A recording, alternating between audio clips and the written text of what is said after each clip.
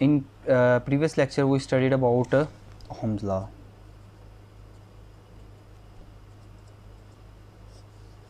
So simply speaking, V is equals to IR.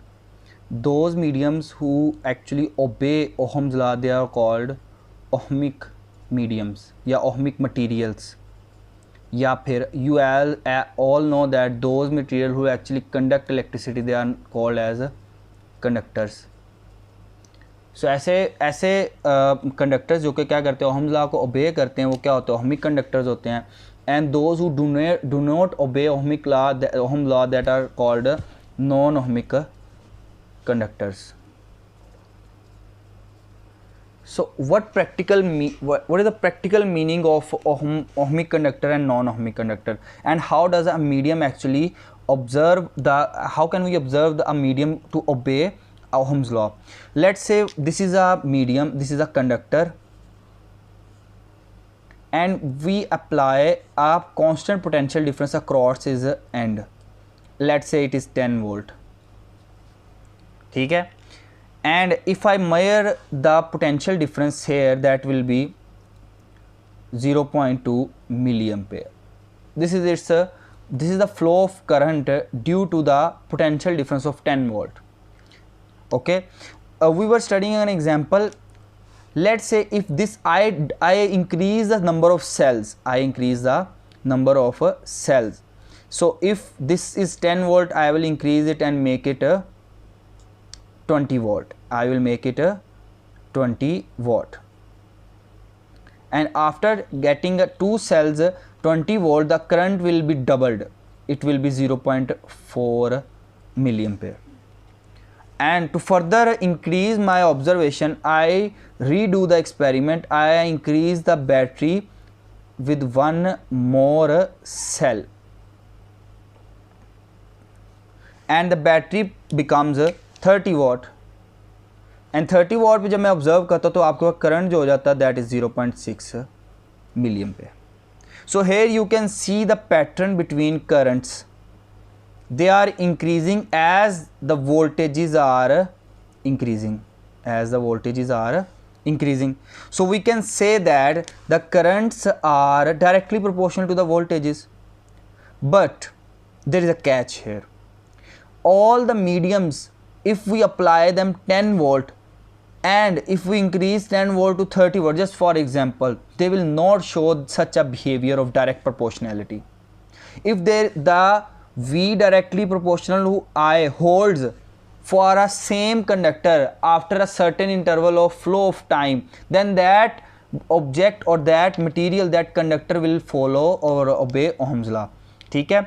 आप अगर यहाँ पे आपके पास वोल्टेज की वैल्यूज आ गई हैं, that is 10 volt, that is 20 volt and that is 30 volt, and आपके पास आई की वैल्यूज आ गई हैं 0.2, 0.4 and 0.6, all are in milli ampere and voltages are all in volts. So आप क्या करते हो, एक ग्राफ ड्रॉ करते हो. क्या करते हो, graph. As you all know, this voltage is your independent quantity, this is your independent quantity and I is your dependent one. So आप वोल्टेज को किस पे रखते होते हो, एक्स एक्सिस के ऊपर. So this is your V. और आप करंट को किसके ऊपर रखते होते हो, वाई एक्सिस के ऊपर. ठीक है, दिस इज़ योर ओरिजिन. सो इसका मतलब है कि आपके पास ये जो आई वी या वी आई ग्राफ बनेगा, ये इसके ऊपर आपके पास क्या बनेगी, एक कर्व आएगी, और वो कर्व बच्चे क्या होगी, that curve will be a straight line. That will show that for each equal intervals of voltage that are 10, 20 and 30 volts, there will be an equal change in the current. That will be 0.2, 0.4 and 0.6 milliamperes. So this is what a curve of IV and IV graph or IV curve looks like of a conductor that follows the Ohm's law. Let's take an example of a conductor that does not follow Ohm's law. Just like a copper is a ohmic conductor, iron is a ohmic conductor, and many more examples like aluminium, and most of the metals are ohmic conductors. Let's take an example of a bulb, electric bulb. that electric bulb filament, the filament of electric bulb is not a pure conductor.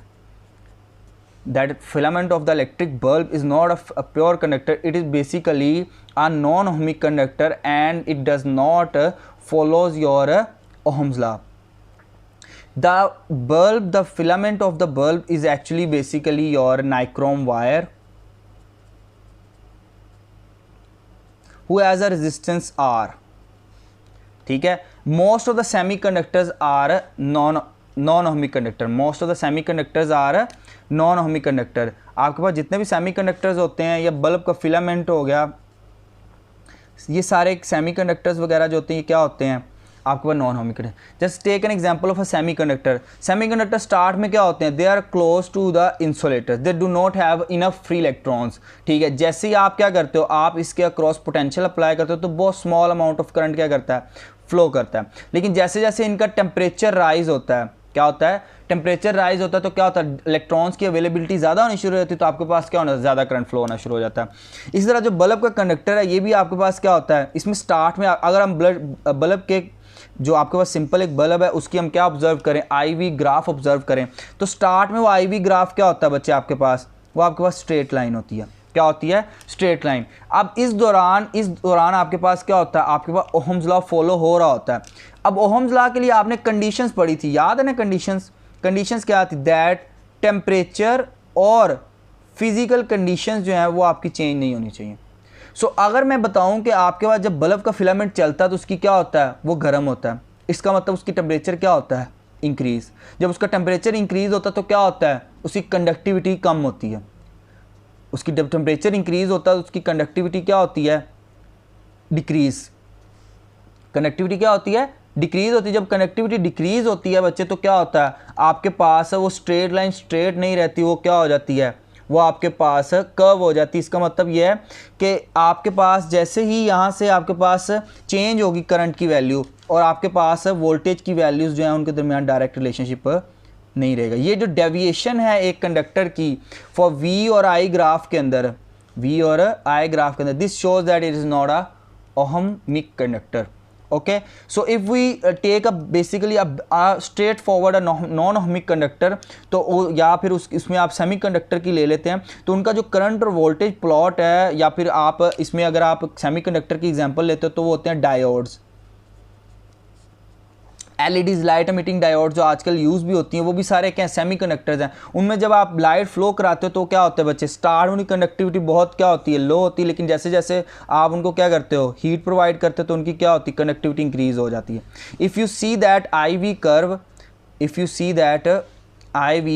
Curve तो आप देखें, गौर से देखें इसे, तो आप start में देखें कि आपके पास करंट की वैल्यू बहुत क्या है, कम. करंट की वैल्यू किस में है, नेगेटिव में है. लेकिन जैसे ही आपके पास वोल्टेज इंक्रीज होता है तो for very small change in voltage आपके पास स्लोप बहुत ज़्यादा क्या हो रही है, इंक्रीज हो रही है, जिसका मतलब करंट का फ्लो बहुत ज़्यादा हो गया. तो this graph is not straight line, so semi conductors are all your non ohmic conductors. There are many more examples of ohmic and non-ohmic conductors, but we here have are ohmic conductors, non-ohmic conductors, and these are the semiconductors that do not follow the Ohm's law.